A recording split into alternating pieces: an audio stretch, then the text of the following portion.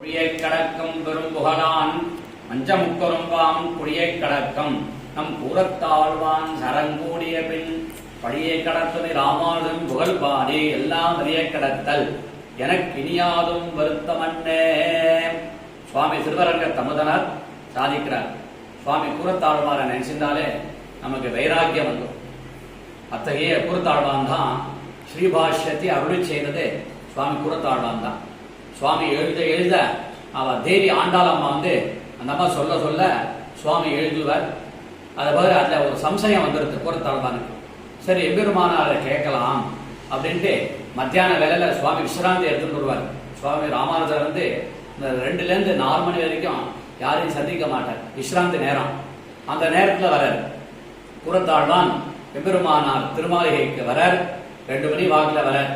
வந்துட்டு சரி கதவு சாத்திருக்கு. சரி அடடா சயனிச்சுட்டு இருப்பார் போல இருக்க, சரி நம்ம அப்புறமா சாயந்தரமா வரலாம் அப்படின்னு திரும்புறார். உடனே அவருக்கு தோணுது, சரி எதுக்கும் லைட்டா கதவு திறந்து பார்ப்போம், சுவாமி உட்காந்து இருந்தாக்கா நம்ம சந்தேகத்தை கேட்கலாம் அப்படின்ட்டு லைட்டா கதவு திறக்கிறார். இந்த இடுக்கு வழியா பார்க்கிறார் சுவாமி கூறத்தாழ்வான்.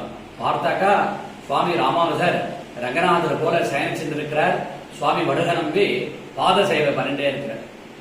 எத்தனை பேருக்கு பாக்கியம் கிடைக்கும் பாருங்க. நமக்கு என்ன சொல்லுவோம், உமக்கு யாரும் ஆச்சாரியன் அப்படின்னு சொல்ல மாட்டோம், உமக்கு திருவடி சம்பந்தம் என்ன அப்படின்னு கேட்போம்.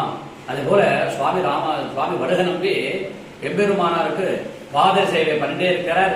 சுவாமி ராமானுஜர் சயனிச்சுட்டே இருக்கிறார். கூறத்தாழ்வான் பார்த்துட்டார். அவருக்கு தூக்கி மாறி போடுறது. பார்த்ததுமே நாம் ஏண்டா 4 சாஸ்திரம் வாசிச்சோம் அப்படின்னு தோணிடுது. ஏன்னா என்னதான் இருந்தாலும் நம்ம வித்வத்து பார்த்துட்டு நம்ம எழுந்து உட்காந்து பேசுறாரே தவிர, ஆனா அவருக்கு கிடைச்ச பாக்கியம் அடியருக்கு கிடைக்கலையே, வடு நம்பிக்கை கிடைச்ச பாக்கியம் அடியருக்கு கிடைக்கலையே அப்படின்ட்டு கேனம் வந்துருக்கான்.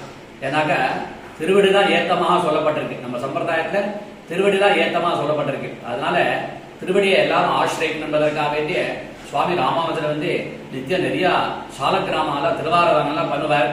அவர் எதி ஒரே இடமா இருக்கக்கூடாது, சஞ்சாரம் பண்ணிட்டே இருக்கணும். எதி சஞ்சாரம் பண்ணிட்டே இருக்கணும். குடும்பஸ்தம் ஊரை சுத்தக்கூடாது. அதே போல எதி சஞ்சாரம் பண்ணிட்டே இருந்துச்ச ஒரு கூட நெருங்கிய சால கிராமம் ஏழை பண்ணிட்டே போவார். அப்போ பின்னாடி ராமானுஜர் பின்னாடி வடுக நம்பியும் அவரோட பெருமாளை ஏழை பண்ணிட்டே வருவார். அவருடைய பெருமாள் யாருன்னா பாதுகை எதிராஜசியம், எதிராஜுடைய பாதுகைய வடுக நம்பி சிரஸ்ல ஏழை பண்ணிட்டே வரார். இவரும் ராமானுஜர் முன்னாடி போயிட்டே இருக்கிறார். ரொம்ப நடந்து சரீர சிரமம் சுவாமி ராமானுஜருக்கு.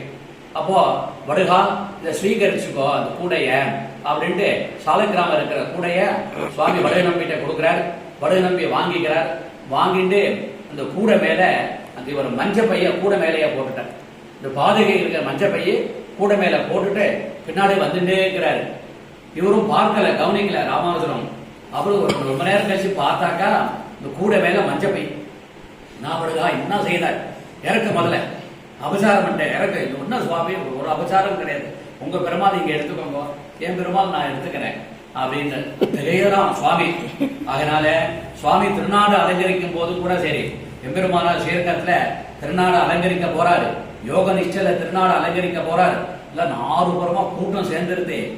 அத்தனை பேர் நின்று அழுதுன்னு இருக்கா. சிஷ்யாக்கள் எல்லாம் 2 பேர் மட்டும் தான் உட்கார்ந்து இருக்கா.